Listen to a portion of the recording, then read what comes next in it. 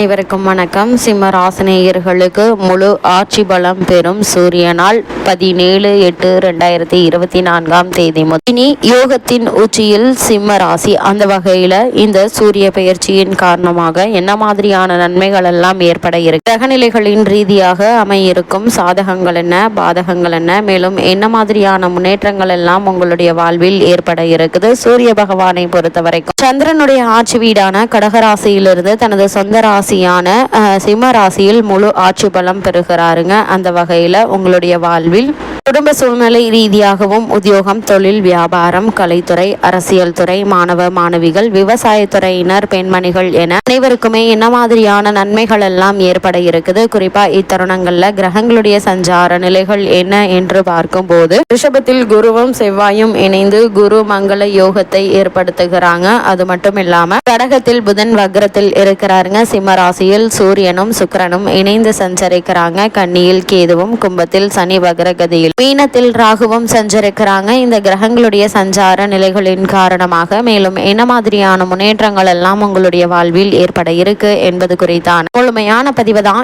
இந்த வீடியோல நம்ம விரிவா பார்க்க போகிறோம். அந்த வகையில அதற்கு முன்னாடி சூரிய பகவானை பற்றி சற்று விரிவாக தெரிந்து கொள்வோம். சூரிய பகவானை பொறுத்த வரைக்கும் சூரியன் உலக இயக்கத்திற்கு மிக முக்கியமான ஒன்றாக இருக்குது. அதன் சக்தியால் தான் ஜீவராசிகள், பயிர்கள் வாழ்கின்றன, வளர்கின்றன.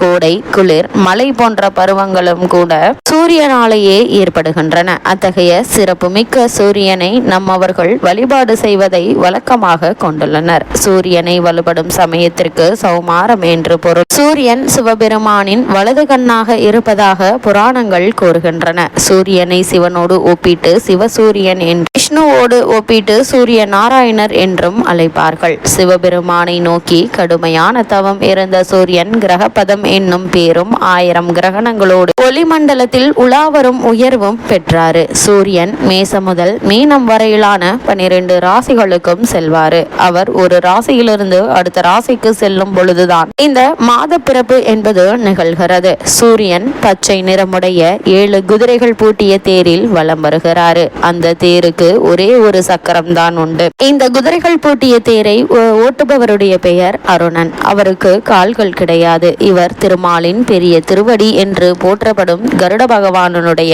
அண்ணன் ஆவாறு. சூரியனின் ரதம் பொன்மயமானது. அந்த ரதத்துக்கு 5 ஆரங்களும் 3 நாபிகளும் உண்டு. 3 நாபிகளும் 3 காலத்தை குறிக்கும். சூரிய சக்கரத்தில் உள்ள 6 கட்டைகளும் 6 ருதுக்களை குறிக்கின்றன.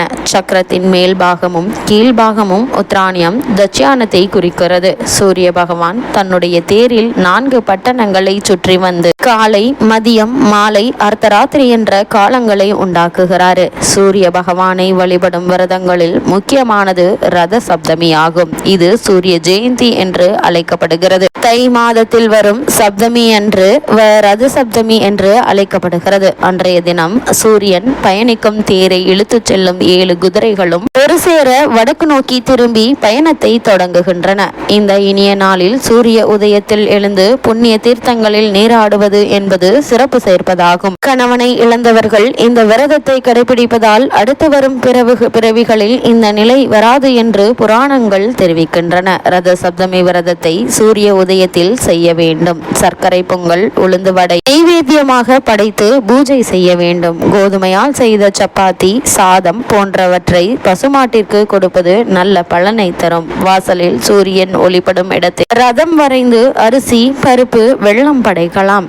சூரியன் உதயத்தின் போது குளித்து விரதம் அனுஷ்டித்தால் செல்வந்தர் ஆகலாம் என்கின்றது புராணம். ரத சப்தமி அன்று தொடங்கும் தொழில் பணிகள் மிகவும் சிறப்பாக நடைபெறும். அதேபோல் இந்நாளில் செய்யப்படும் தான தர்மங்களும் பல மடங்கு புண்ணியம் கிடைக்கும் என்கிறார்கள். நவகிரகங்களின் செயல்பாடு ஒருவருடைய வாழ்க்கையை தீர்மானிக்கிறது என்று ஜோதிட சாஸ்திரம் கூறுகிறது. இந்த கிரகங்களின் தலைமை பண்பு அதிகம் உடையவர் சூரிய பகவான். 9 கோள்களும் சூரியனை அடிப்படையாக கொண்டு இயங்குகிறது. இந்த பூமியில் வாழும் ஜீவராசிகள் அனைத்திற்கும் சூரியனின் ஒளி தேவை. குறிப்பாக ஜீவராசிகள் வாழ்வதற்கு சூரியன் தான் காரணம். குடும்பத்தில் தலைவன் தந்தை என்பது போல் கிரகங்களின் தந்தையான சூரிய பகவான் ஆளுமை திறன் கொண்ட தலைவன் ஆவார். சூரிய பகவானை வழிபாடு செய்யும் பட்சத்தில் ஒருவருடைய திறன்கள் எல்லாம் பக்தர்களுக்கு வந்து சேரும் என்பது ஐதீகம்.